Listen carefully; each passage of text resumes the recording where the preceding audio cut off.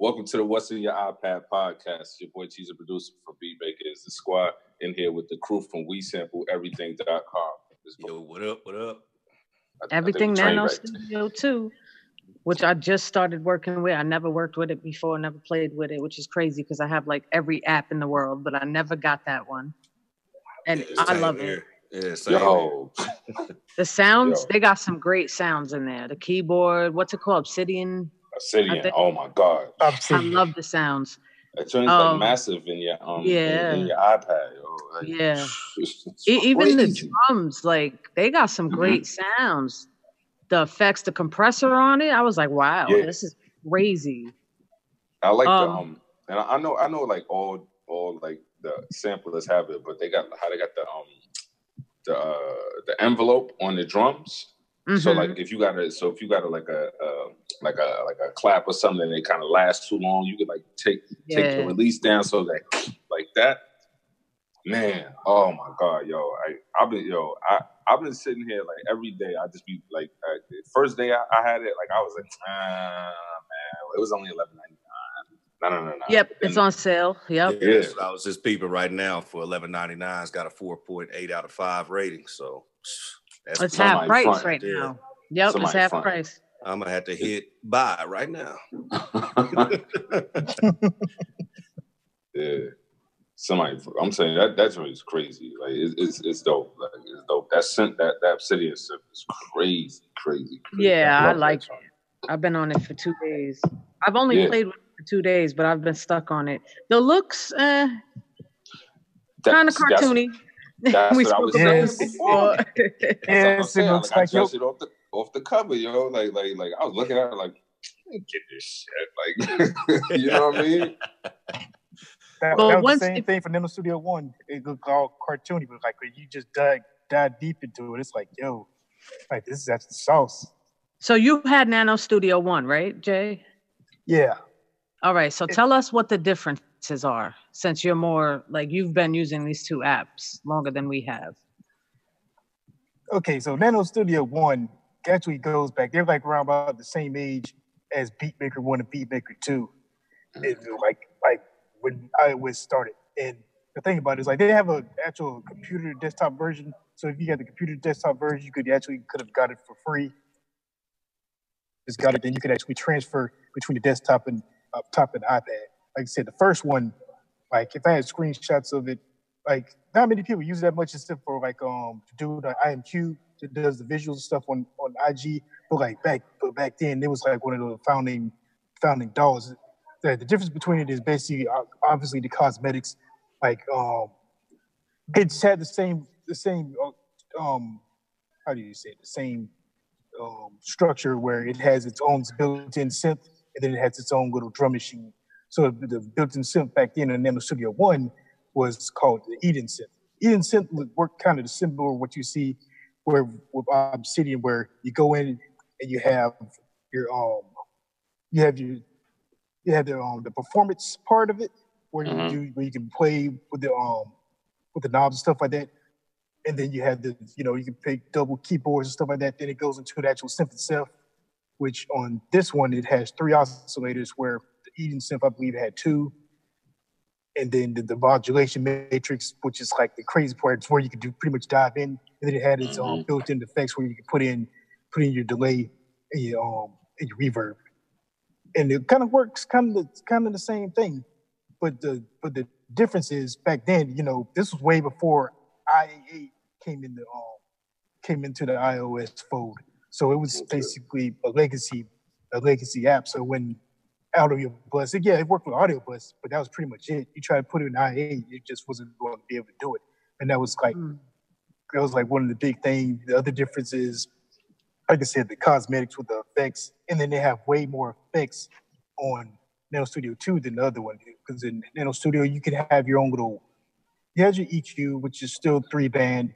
You had your delay, you had your reverb, and I think that was pretty much it. Where compared to Nanostudio2, you can put in lo-fi, you got a wave shaper, you got an exciter, like things where it's like, I wish Beatmaker2 had that. But I mean, I'm gonna probably do a lot of comparison between Beatmaker2 and this app because there's things that that I want our listeners to understand about it when getting to this, or if they want to be like, hey, I want to pull the trigger and go get Nanostudio2. But that's more something I'll talk about later. But the other difference is like the filing. Like it had a decent filing system for its time. I mean, nothing to like how Beatmaker got the filing system thing on lock.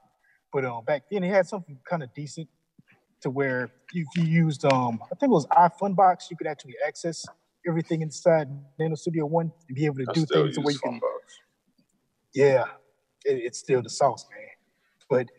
But yeah, you was able to do that, and you could actually move files around. I mean, you could do like low-level sampling. And did it have audio? No, it didn't have audio tracks back then either. They don't have audio now either, I see. But I hear it's coming. Yeah, they're working on it, supposedly. Yeah. I wait for it. We done waited 2 years for Beatmaker 3 to come to the phone. Right.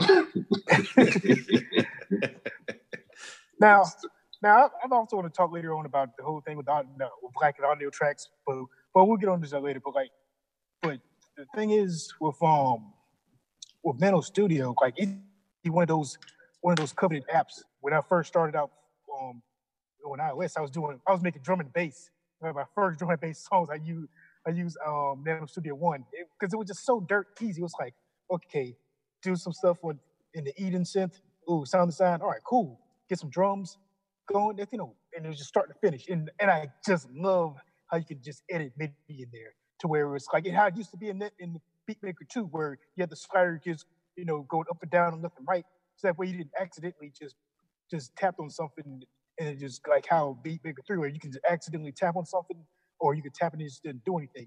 With Nanostudio both 1 and 2, you just have the sliders where you go up and down, left and right, and then have the other slider where you can extend that MIDI clip. And I just love that because it just makes everything so simple instead of, I mean, yeah, we all love to just be able to just touch things on the screen and just do whatever, but then sometimes some apps or some DAWs, they don't do it that well, and then you just get those accidental touches. And that was one thing that I loved about Nanostudio. It's just so easy to just edit MIDI to the point where you was like, okay, I got an idea, I got a loop, and then 5 minutes later, boom, song. And it was like just happened so fast. And like now, the only other difference was with Nanostudio1, you could only get 16 tracks. I think it was 8 tracks you start off with, and then you pay like additional like $15 to get like 8 more to get 16 tracks. Where Nanostudio2 is unlimited. Like everything is there, unlimited. It has unlimited racks, effects packs. It has unlimited tracks and stuff like that. I mean, it goes as far as your computer. And then and another difference is that's the good thing about using the Eden synth back then and using Obsidian synth right now. It's like a more efficient version of audio units. What I mean by that is like, okay, like some of your most efficient synth apps would be like your Marins and LaPlace and stuff like that. And then one of your CPU hogs is obviously the modes and stuff like that. But with Obsidian and Eden, you can just use a whole bunch of those because they're not using that much CPU. And then if you just throw samples in that, like you can do that's the secret sauce. That's the thing that people don't realize. The thing that people don't understand is like when you start putting samples in there and start using it as an instrument, like that works a whole lot better. That's the one thing that it got going in compared to Beatmaker 3, to where Beatmaker 3, yeah, you can put everything in that sampler and do things, but then like if you try to put a plug-in, you can only put so many plugins in there, and all of a sudden it's going to crash. Where you can put a lot more plugins in Nanostudio2, but you can be like, well, how about you take the sample and just put the sample inside Obsidian or Slate and just go from there. You'd save so much CPU, you'll save so much storage. I mean, that's one of the sleeper sauce that listeners, y'all got to understand. Like if you take that to that perspective, I mean, don't just look at the visuals of like, oh man, it's cartoony. It looks like it's like a Pride app and stuff like that. It's like it's way more deeper than that. And then like one of the cool things that I like is if you go to Obsidian and you pick go to the audio unit, it actually acts like it actually has its own preset, and it will match up to whatever app preset that you have. So if it's able to read your synth app through AU, and it shows you got presets on there, like if you have your own patches, or if it has its own patches by itself, in some cases it can read it right there. So instead of having to go into the app and then go into your presets, you can just go through it right straight into Nanostudio2, which I think is cool because it's like it makes it just feels like everything is just baked in like that. Like Blip, those cats did a good job of doing. And the thing about it is, what people realize is it's still an incomplete app, but yet it does like a lot of things that you wish Beatmaker 3 would do.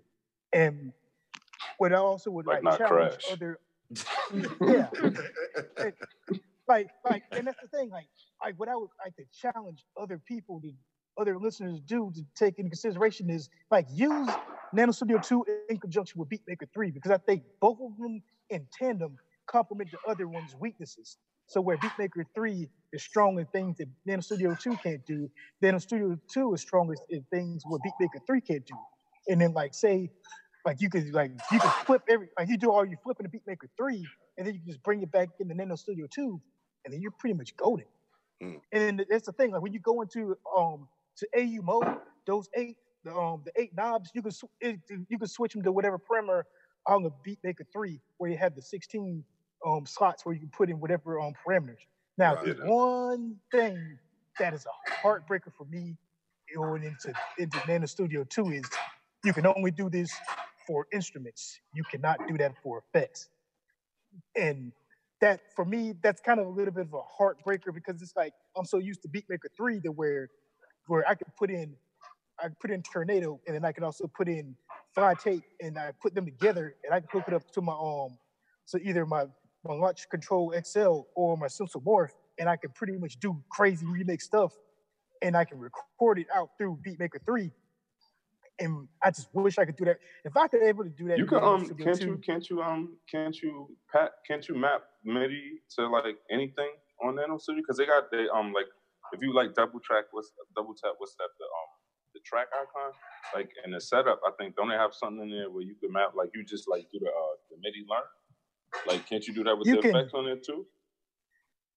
The only effects that you can map it on is to the stock effects that goes to Nanostudio2. What I was saying is like, so how you got up on the screen to where you had the 8 knobs and stuff that would go for like say for Obsidian, like that, like you can only do that for AU instruments, but as for like AU effects, and that's what I'm talking about because I mean the two sauce for me for effects wise is like I said, Fly Tape and Tornado. And using those two in tandem, what I do in Beatmaker 3 is just like that's just Remix City. That's why I literally have a bake that I just call it Remix City, where I just throw any sample in there, I throw any plugin in there, and I just use those two in tandem at the same time, and I just break something just totally different, record it through there, and just sample it through that. And it's like that's like the secret sauce. Like if y'all listening, like we're out here, we're giving y'all gems that can level up y'all beatmaking gigs. I've been for samples. I've been using because like if something don't have like a good sampler on it, I got two apps I use for sampler. It's Audio Layer and Reslice. Like Reslice is a joint where you could chop the sample up and hit like the different pieces to it. You know what I'm saying? And Audio Layer is like basically like the Beatmaker 3 sampler. It's like a rack mount sampler. So I've been using that inside of like Nanostudio because I like this slate for samples, but the fact that you can't like chop the samples and assign them to pads, like for me that's something I need. You know, only thing I don't like about Reslice is that like when you hit the sample, you don't see the needle going across. But I like that too because that reminds me of like when I had an MPC 3000, you got to listen. You know what I mean? Like you could see the wave, you can press it, and you can see where it starts and where it stops. But it's not telling you where you don't know where it's at while it's playing. You know what I mean? But like I've been using those inside of Nanostudio for samples. But even with Reslice, if you wanted to, but like this to me, this is like.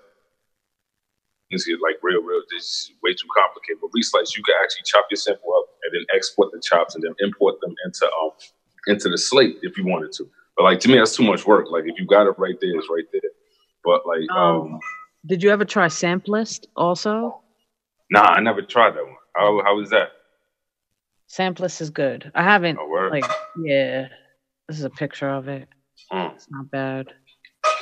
It runs as an audio unit, or it's his own thing? It's his own thing, but you can just export them out too. Okay. I'm gonna try this. I tried one. That one look dope. Yeah, it's not bad. I use Reslice too. Yeah, Reslice. It takes a lot of getting used to with Reslice, because you gotta, because like at first it don't have the pitch is quantized, and you have one slice at like 4.3 and the other one at like 3.8, and you wonder why it's trying to sound crazy. But once you quantize the pitches on there, like it's good money on that. But that's just how I be sampling inside of Nanostudio. Like I've been doing I didn't have this thing for like a week. Excuse me. But see, that's what I'm talking about. Yeah, that's easy to just be able to just get in Nanostudio2 and just be like, poof, I'm just like, whoa, I just made something that fast. Yeah, the only thing that I found like difficult with it is that like I don't understand like how to add effects to the master track. You know what I'm saying? Like I got all these tracks and like they got the main out track, and so I go to that track to put like mastering effects on it, and there's nothing going through that track. You know what I mean? And they're saying like you gotta send that's a part that lost me. That's literally the only part that lost me so far. But yeah, what do you mean? What do you mean the master? What you mean the main mix? Yeah, main mix. Yeah, the main mix. Like when I got all the tracks going or whatever, like I'm looking at the main mix and literally there's no levels going up and down now. It's just sitting there like it's there for decoration. But like the master channel that's on the left side, you can see the joints going up and down on that, and you see if you clip it and all of that. But like there's no effects on that one, but there's effects on the main mix, and I can't I even tried it where I took every track and sent it to the main mix, but then it's sending it to the main mix and it's playing from the regular fader too. So now it's clipping all over the place because basically all the tracks is double. You know what I'm saying? And the only thing that's getting the master effects is the stuff that's going through the main mix. So it's like you got like your drums that's going, that's like, you know, like compressed or whatever, like or a little bit. But then you got your other drums that's going through the main mix that got like the master effects and everything. And so now it's just like it's just like, you know, it's just loud as hell, you know, like, so that's the only thing like really that I've seen that kind of like that threw me off so far. Oh, okay. Like what I normally do when I be putting everything in the tracks, I got this setup that I have where I have an automatic compressors. I put a compressor under that, 2 EQs, another compressor for the side chain, a wave shaper exciter of the lo-fi, another EQ if they're doing all that other stuff, a stereo filter if I want to do the whole filter suite from the low to the high, another stereo filter if I want to go from the high to the low, and then at the bottom of everything I put in the stereo gain effect. I love the stereo gain effect because it just does simple things like, okay, if I want to just turn something, I could just gain stage through there. I can pan from there. I can make it wide. I can re-invert and just swap it and go in the model. That's why I love Nanostudio2's effects, because it's like using all the other effects like fab filter and stuff like that got me to the point where it's like, oh, okay, you know what? I can use these for just simple stuff, and it's just to the point where it's like I don't use much effects on there. Like the only effects I kind of use in Nanostudio2 is pump house for the pumping effect, and then on the master, I use fab filter stuff. Other than that, that's like the basic stuff. And then the cool thing is it's unlimited. Like I can just keep on stacking effects, and then I can adjust them. Like, okay, so in Beatmaker 3, where you gotta go tap to the side and go up or move up and stuff like that, you gotta keep doing that time and time again. I can just drag and just adjust where I want to. So if I want the stereo gain to be at top, I just hold it, long press it, and just drag to where I want to go. That's just absolutely dope. And then you can save your effects chain. Actually, here's something cool about Nanostudio2.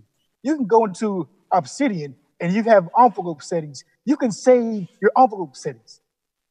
you can save your LFO settings. So if like say if you want to if you do something for a pluck, you just go in there and you can save it. So if you start off new, you can just go to wherever the envelope that you want to. You just go, okay, I'm going to recall for pluck, or you can go for a pad. You can make a pad one, save it, go in there, make it go recall those.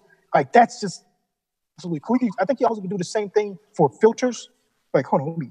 But that's just something that I just think is just absolutely dope. Where I just wish other apps would do that, because it's like, I mean, yeah, it's half the fun to get yourself a synthesizer and start off, from scratch. But if it's something that you already know, you already got the settings to, and just be able to recall from there, I think that's awesome.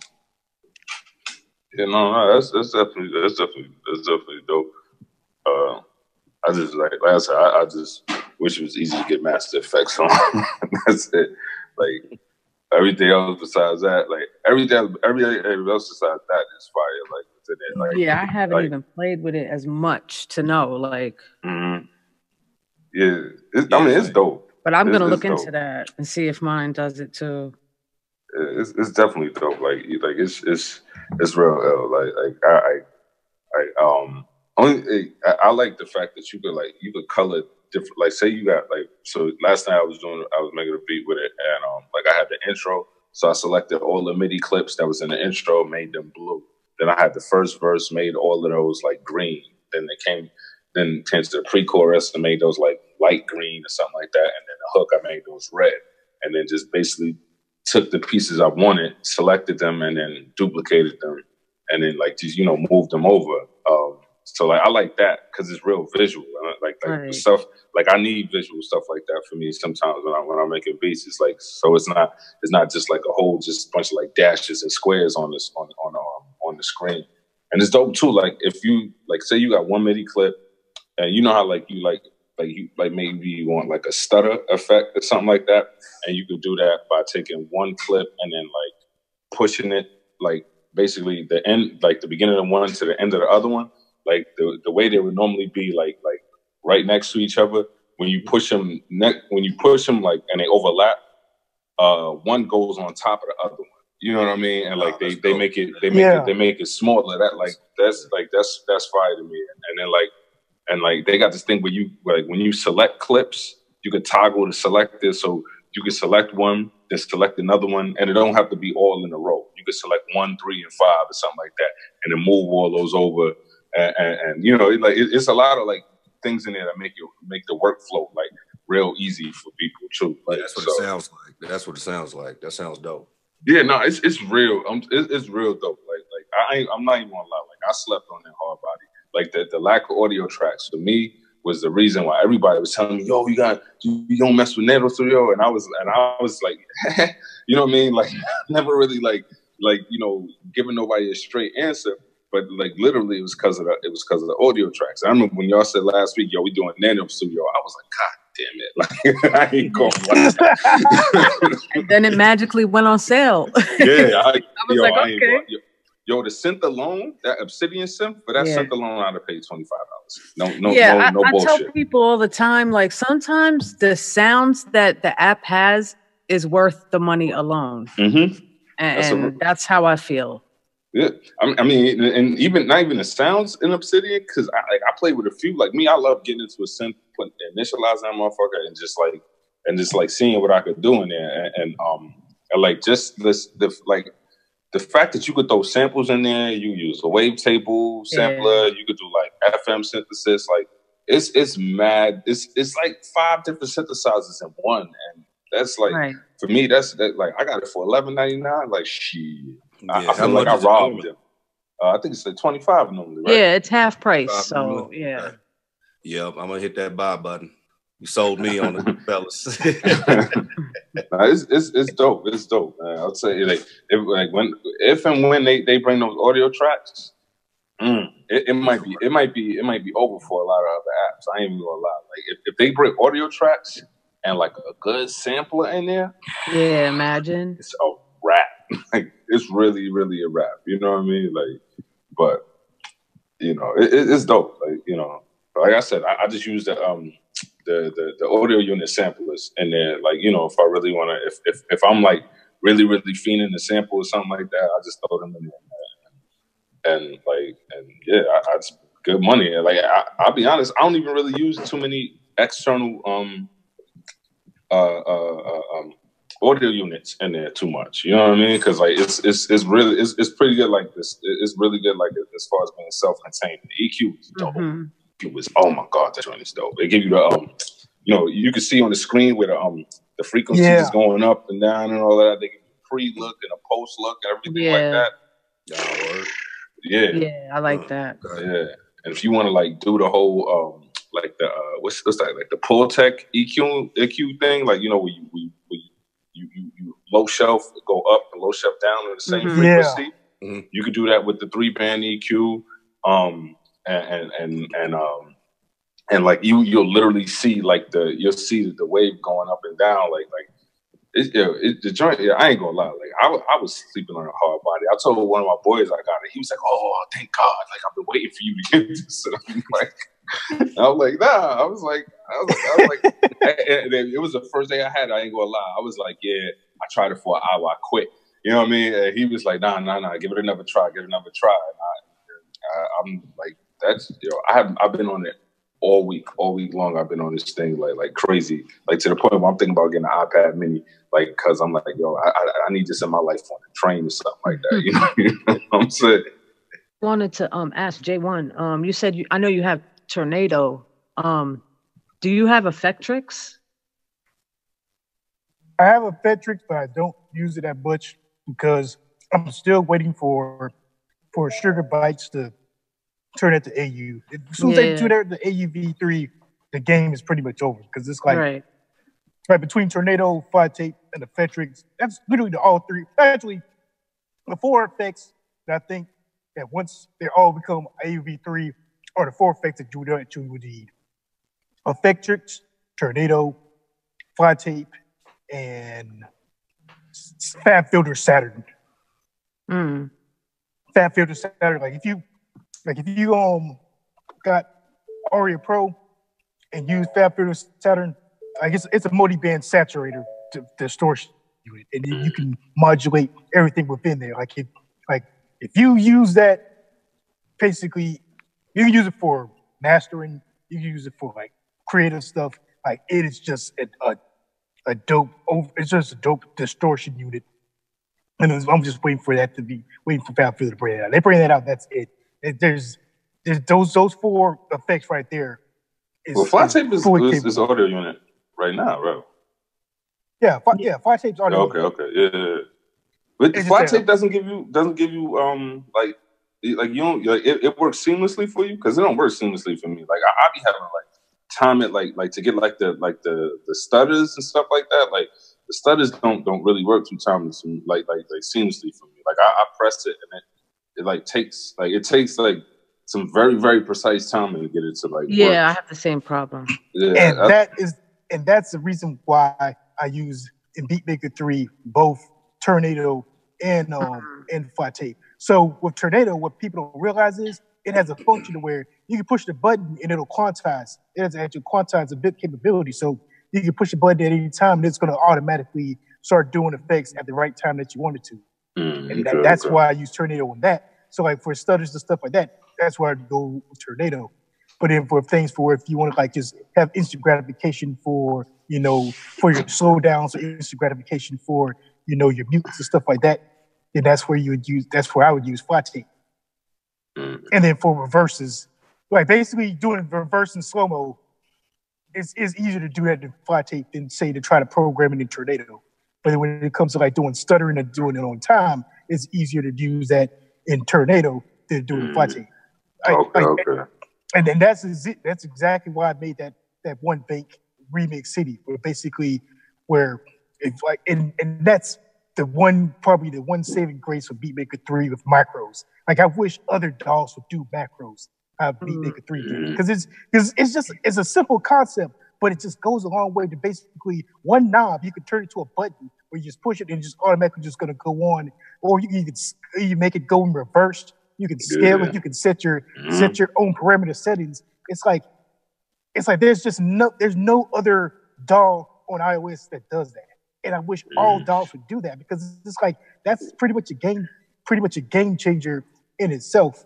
And I mean, that's the one thing that why people be like, oh man, you know, folks be on the fence with using Beatmaker 3 ever again, but they always come back. I always come back to it because that's something that you could do. And it's just a lot like, well, I know we're giving good times with these apps, but at the same time, we also got to, you know, call a spade. And like some of these apps are incomplete. And you just always just sit down and think, man, what if Beatmaker 3 never crashed like it does? Or what if Nanostudio2 was kind of had all the other things that make Beatmaker 3 dope? Like if you or what if Aria had the things like a little bit of things like Beatmaker 3 to make it chop and stuff like that? Like you would what if that to the point to where it's like, man, like literally we have like all these DAWs. Like if one developer was to look at that and just find a way to be like, okay, I'm going to put all the strengths of all these iOS DAWs and make one DAW to rule them all. It sounds like we need a developer. We need to sit down and we need to create one, because I feel the same way. And basically, like, you know, for lack of a better term, basically take like you just said, take all the features from all the good features from one and all the good features from another, throw it all together like some soup. Yeah, they be killing it. Yeah, you know what I mean? Like, because Beatmaker, like you said, Beatmaker 3 is fire, but like that crashing, man, listen. Yeah, there's still things. There's room for improvement too. There's things that I'm like, I wish they would just put this in here. But I wish you could like group tracks in Beatmaker 3. There's you know what I mean? A lot of things, like submixes and stuff like that. Because to do that, you got to like basically take your whole audio track and put it on a pad. And like I used to, like when I had Machine, I was doing that. Like if I wanted to have if I was playing like live bass on the track, right? And I wanted to play live bass in Machine, I was literally recording bass to a pad. And so every time I played the song, I had to play it from the beginning, because like this one pad would have a 3-minute bass line on it, and I can't play it from bar 2. You know what I'm saying? Because like the joint starts at bar 1, even if it's like a 4 bars a silence or something like that. Obviously, like something you could kind of get around that, just saying, well, I'm gonna cut the 4 bars off and trigger the pad at bar 4. But you know, still, you know what I mean? Yeah. But if somebody, like I'm telling you, if they took like all like they took like the Auria Pro mixer, like the Beatmaker 3 sampler, that synth from Nanostudio, somebody listen to this and doing like writing this all down right now. That would be fire. I ain't even gonna lie. That would be fire. Like it would be crazy. They probably would have. They probably would be able to charge you $100-$200 for that app, and people would be on there buying it. Like nah. Like you should probably get this. You know what I mean? Like and delete everything else. Yep. I ain't gonna lie. I'll be changing my name to whatever that is. It's the squad. Now, I just wanted to ask you, Jay. So, what would you prefer, Tornado or Effectrix? What's your favorite out of those two? Out of those two, I actually like Tornado. The reason why I like Tornado is so with Effectrix.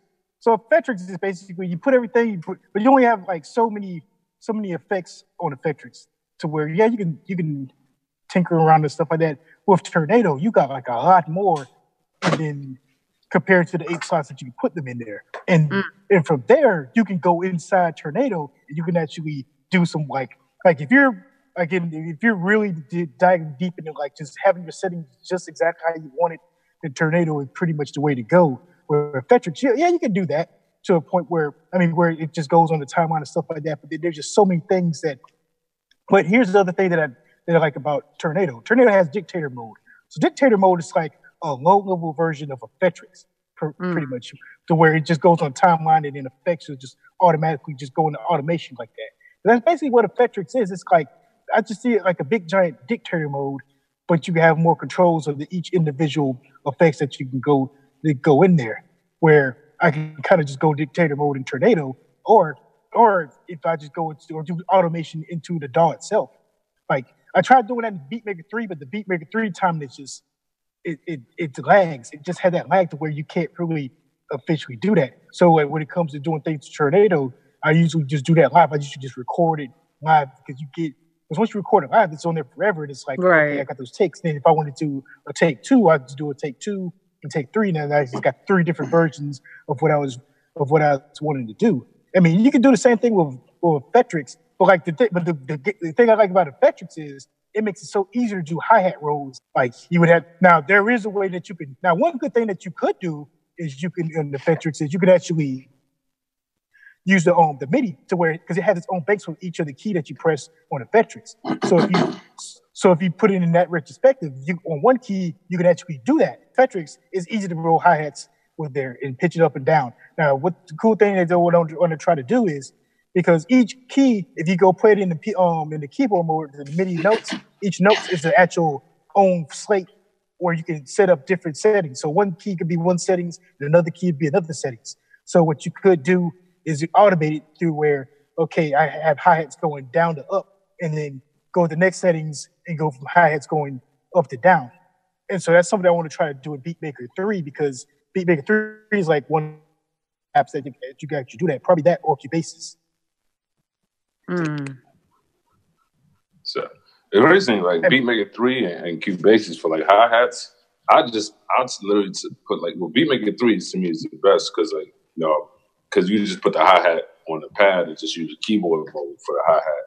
That's how I do like the up and down with those and Cubasis, like I'll just use their sampler and can just have the hi-hat like on like C3 or something like that and have it stretched to like C2 and then up to like C4 or something like that. You know what I mean? So like so I could do like the just the pitch shifts on them and stuff like that.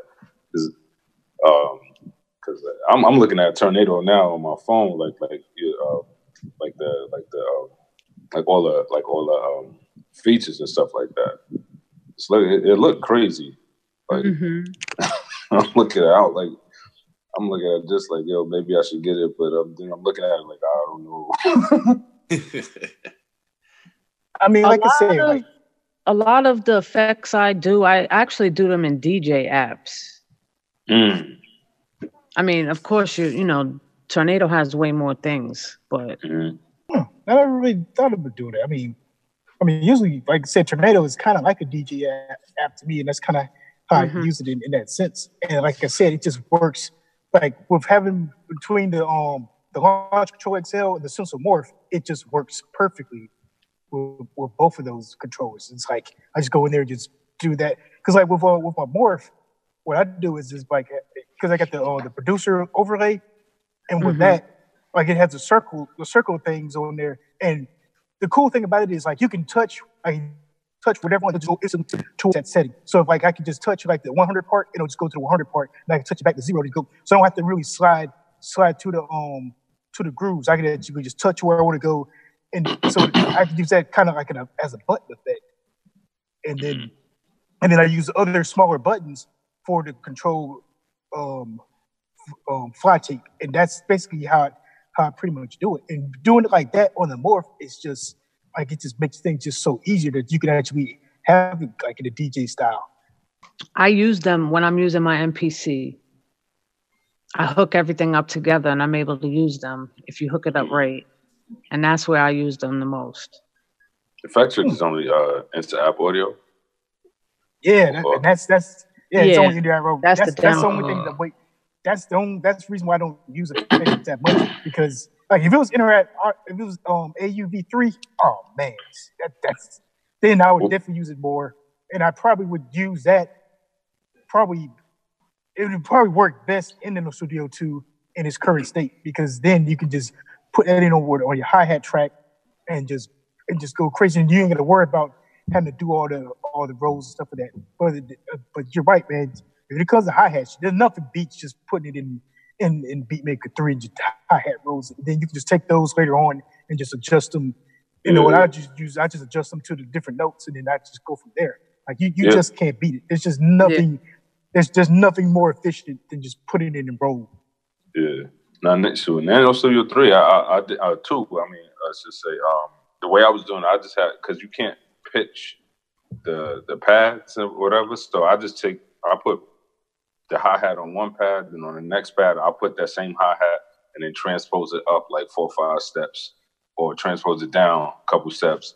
And so if I want my rolls on the low, like I'll program it all to the one same hat, and then just drop the rolls to the pad that got the pitch down hi-hat or something like that. I mean, it's like I used to work it was Reason. And Reason, you had to have a workaround for everything, you know what I mean? Yeah. So anytime I get to any app, that's the first thing I do is try to figure out how to do stuff that I would normally do in other apps. You know what I mean? Like, so it's not like I come to this and I'm like, oh, you can't do this. I'm not using it. Right. You know what I mean? Like, try to make it work. You know, because I think Nanostudio, I think it's dope. I think it's real dope. This Tornado and Effectrix, I might have to look into those. Like those look kind of fun. Yeah, and they have a bundle too. I think you get 3 apps for $40, the same price as if you would buy Effectrix and Tornado separately. So you get one. I forgot which one it is. Oh, those are by the same company? Those two? Yeah. Oh, yeah, they're all about the bundle. Yeah, type it in the App Store. Look for the bundle. All right, yeah, I'm just when we get off, because and I'm sure those they're only gonna... for iPad, right? Those two Tornado. Yeah, actually, I'm not even sure. Yeah, I know Tornado is not for the phone because I just looked it up on Chrome, and it took me to the store, and it just tell me it's only for the Actually, iPad. let me see if I could find the bundle real quick. And then Sugar Bites, they're good for having sales for like, I think for like Black Friday. Like if you wait Black Friday, you could definitely get like both like Fab Filter stuff on sale and Sugar Bites stuff on sale. Sugar Bites, I think they do more sales throughout the year. Yeah, Sugar Bites a great company. All right, so look, you get the Wow filter box. Okay, so all of those AUV3 except for Effectrix though, right? Effectrix is the only one that's in the app audio. I don't think Tornado is. No, Tornado is. Tornado's the only one that's like Wow still IAA, and so is Effectrix. Like Wow's also like remember last week when you got that free app that was the FAV, just the filter. So just a filter. So Wow Filter Box is kind of like just a filter, except for it has Sugar Bites effects on it. Like it has a thing where you can do wobbles and stuff like that. It has a step sequencer. It has a way you could do envelopes and stuff like that. Like I used to use that a lot when I was using the Aria Pro, and like I use that in series. Like Wow Filter Box is dope because it has like a whole bunch of different filters on there, and you could just like get like some crazy results on there. Like that's another one I want to be, or to have be AUV3, but that's something. But if I had to be like choose between Wow or Effectrix, Effectrix is like the top priority on my list.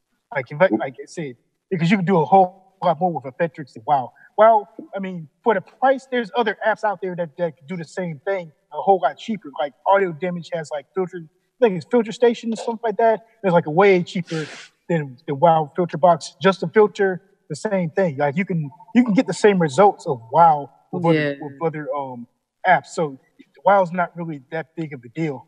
But like I said, Effectrix, there's not many apps that does what Effectrix can do.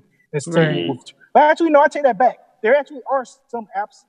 I think there's Flux Effects. Like there's some older effects apps that does a lot of good stuff. But the problem is they're only IA, and how they got them set up. There's just no way I could see them flipping over to AUV3. Whereas, like, say, I was surprised that Sugar Bites just said, "Hey, we're just gonna just change everything to AUV3 with a snap of a finger." It's just all a lot of their stuff are slowly migrating to AUV3. But that's, with that being said, that's the power of having a big company that can just do that at will. Where you have your single developers, like it took a lot of money and a lot of effort to do all that, and they're still taking L's even though they made a good product. And for them to just say, "Hey, let's switch it over there," it's not going to be that easy. Because think about like the space effects by the one dude that made Audio Share. Like those are good effects, but I just don't see him having the means to be able to just snap his fingers and turn them to AUV3, like, because those are real good effects, but you can only use them one at a time. And so it's like you have to choose wisely on how you're going to use them. But like, and that's why I said, go back to like, man, what if Push was a AUV3 or stuff like that, like that would be dope. The stuff how folks be like, yo, man, I'm getting some new Jordans, but then they don't have no, they're not ready for the studio at the time. Like, you save those Jordans, like you start spending Jordans, and you just get these apps, and then some of these apps you can use on your phone to where you can like make stuff happen. Like folks still make stuff happen on Beatmaker 2 on the phone. Yeah, hell yeah. Yeah, dude, Stan the Man still rocking Beatmaker 2. Yeah, we were just talking about that recently. Yeah, hard body. He's rocking. You could get your money back with apps. You can't with sneakers. Ain't that it? And that's the thing. Like I say, like by 2020, you're gonna have everything that you need on the iPad. Where it's like you don't need anything else. Yeah, word. You know, but everybody was looking for an excuse as to why you can't do it. I put this post up on my story. It's basically saying how like the journey of a music producer, how you start off thinking everything's gonna go good, and then you fail, and then like at a certain point you find your sound. You actually start like seeing success, making money. This dude literally took his time to write me back. It's like everybody's a producer nowadays, and if you think you're gonna make money with music, like, forget about it. I was like, bruh, honestly, that's only if you got a closed mindset. You know what I mean? Like, and like to me, that like it took me a while to figure that out too. Because it was like thinking that I'm only successful if I get music to like the Jay-Z's, the Nas's, the this person, or that person. But like, there's a lot of other people out there that are willing to pay you. Now they ain't gonna pay you as much. But you know what I mean? But like, like I always think about like a ream of paper. You know what I mean? Like a ream of paper is 500 little pieces of paper. You know what I'm saying? So if you skipping out on those small paydays, waiting for the big one, then you're losing out. Yeah, you know what I mean? Like so, everybody always looking for excuses to be like, nah, I can't do it. Like, all right, well, go ahead then. Lose your head, man. Like I don't be over here like creating. Man, ain't that it? Here's where we can come in. We can like, so you needed something that sounds for your set. Well, I got you. We make a little beat, go for however long you need it. Boom, we put it on the low, something cheap. Now, guess what? Now they're gonna be coming at you for, hey, we got another competition, and this time, hey, you got some stuff going on, and do it like that. Yeah, look at Wildin' Out.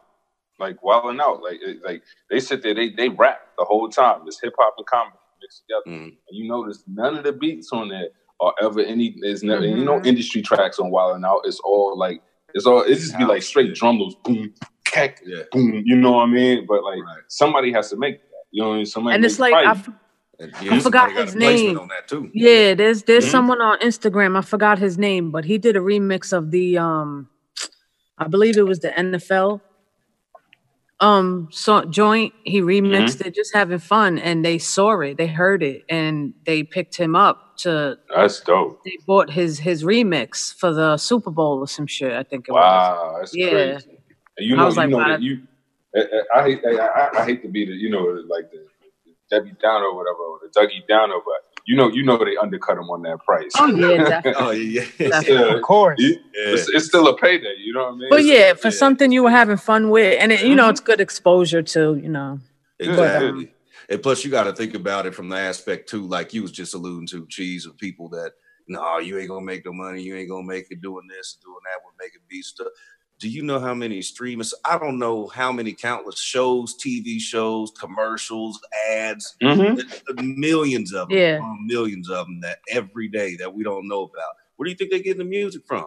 Yeah, where do you think they're getting the audio tracks from? I mean, they gotta get them from somewhere. You know what I'm saying? So they get them made for everybody. Not everybody's gonna have they're not gonna like all your beats. They're not gonna like all your songs, stuff like that. But I mean, there's literally a lane for everybody to create their own lane. I mean, word. So, what are we discussing next week? Somebody pick something. Did we do IMPC? We didn't. I shitted on them a little bit only in one episode, but we didn't really go through it. We could do that if you want. I'm down to do that. I haven't used it in a while, so like that would give me an excuse to open it up. All right, so that's the next episode. It's gonna be impcpro 2. We are WeSampleEverything.com. Hit me up at Chick on the Beat on IG, or We Sample Everything on IG, Twitter as well. Fellas, plug yourself. Hey, it's Cheese. Hit me up on Beatmakeristhesquad on Instagram. Also Beatmakeristhesquad.com. Yep, you can get me at Cypha Omni, CYPHAOMNI on everything. You can also email me at cyphaomni@gmail.com. The J1 Star, you can find me on the IG at J1 Star Beats, or you can email me at j1starbeats@gmail.com. Also wanted to do some shout outs to Jan Taylor, Ken6870, Nick Hensley, Darcy Fout, Simple Beats, Double the Beat, Bob the Producer, Nick Vikely, J-Red Dow Design, the dude with the buttons on his KO, D Dot Entertainment, and of course Audio Kit Pro. All right, so that wraps this up. Till next week. Peace.